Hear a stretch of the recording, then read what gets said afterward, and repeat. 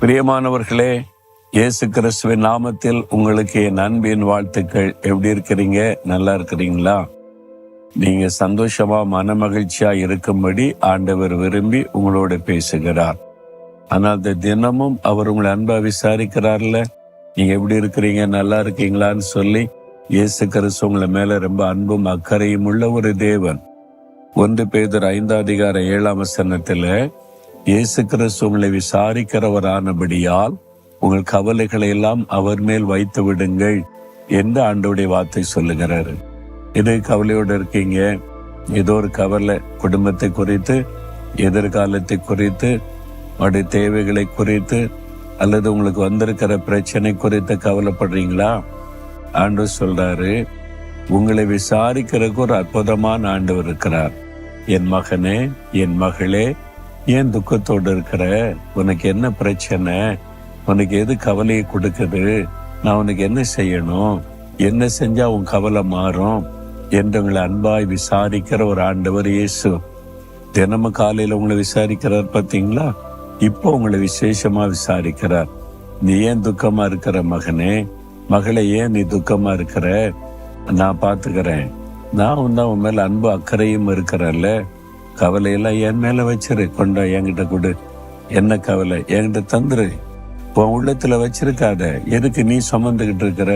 நீ கவலைப்படுறதுனால ஏதாவது மாற்றம் வரப்போகுதுன்னு நினைக்கிற? தேவையே சந்திக்கப்படாது, மாற்றமும் வராது. நீ கவலைப்பட உனக்கு பாதிப்பு தான் வரும், வியாதி தான் வரும், பிரச்சனை தான் வரும். என்கிட்ட கொடுத்துறான்னு சொல்றார். என் மேல வச்சிரு. அந்த கவலையை என்கிட்ட கையில தந்துரு, நான் பார்த்துக்கிறேன். கல்வாரி சிலுவையில உன் துக்கத்தை எல்லாம் நான் சுமந்திருக்கிறேனே, உன் கவலையை சுமந்திருக்கிறேனே. எதனால? உனக்கு அற்புதம் செய்து உன்னை சந்தோஷப்படுத்தணும் என்பதற்கு சிலுவையில எல்லா கவலையும் நான் சுமந்துட்டேன். நீ பட வேண்டிய பாடு, நிந்த, அவமானம், அடிகள் எல்லாத்தையும் நான் ஏற்றுக்கொண்டுட்டேன். நீ கவலைப்படாத, நான் உனக்கு அற்புதம் செய்வேன் என்று இயேசு உங்களுக்கு சொல்லுகிறார். அவருடைய கையில நீங்க கவலையை ஒப்பு கொடுத்துட்டா, அவர் மேல வச்சிட்டீங்கன்னா அவர் அற்புதம் செய்வார். நம்ம என்ன தப்புன்றோம் தெரியுமா? போய் 1 மணி நேரம் அழுவோம். ஆண்டவருடைய பாத்தல எல்லா கவலையும் வச்சிடற ஆண்டவரே, இனிமே அவ்வளவுதான், நீங்க தான் எனக்கு எல்லாமேன்னு வச்சிருவோம். ஜெபம் முடிச்சு திரும்பி வரும்போது அவளத்தை எடுத்து திரும்பி உள்ளத்துல வச்சுக்கிடுவோம். அவ்வளவுதான், மறுபடியும் கவலை. ஆண்டவர் சொல்றாரு, நீ திரும்பி எடுக்கக்கூடாது, என்கிட்ட போட்டுரு, உன் கவலை என் மேல போட்டுரு.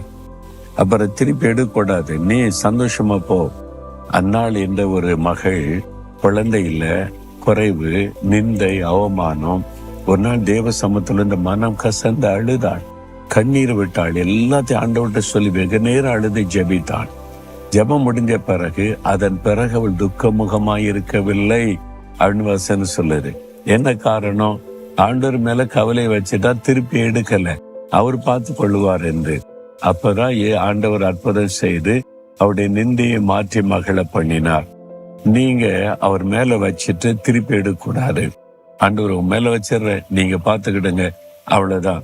அவர் அற்புதம் செய்வதை காண்பீங்க. இன்னைக்கு வச்சிடுறீங்களா? அவர்கிட்ட கொடுத்துடுறீங்களா உங்களுடைய கவலைகளை எல்லாம்? ஏன்னா உங்களை ரொம்ப அன்பா விசாரிக்கிற ஆண்டவர். அப்படியே சொல்லுங்க, ஆண்டவரே, இயேசுவே, என்னை நீங்க அன்பா விசாரிக்கிற நல்ல ஒரு தகப்பனா இருக்கிறீங்க. உங்ககிட்ட என் பாரத்தை எல்லாம் நான் இறக்கி வச்சிடுறேன், நீங்க பார்த்து கொள்ளுங்க. இதெல்லாம் நீங்க சொன்னீங்க, நீங்க இந்த காரியத்தில் எனக்கு அற்புதம் செய்யுங்க. இனி நான் அதை பற்றி கவலைப்பட மாட்டேன், அதை பற்றி சிந்திக்க மாட்டேன். நீங்க பொறுப்படுத்திக் கொள்ளுங்க. இயேசு கிறிஸ்துவின் நாமத்தில் ஆமேன், ஆமேன்.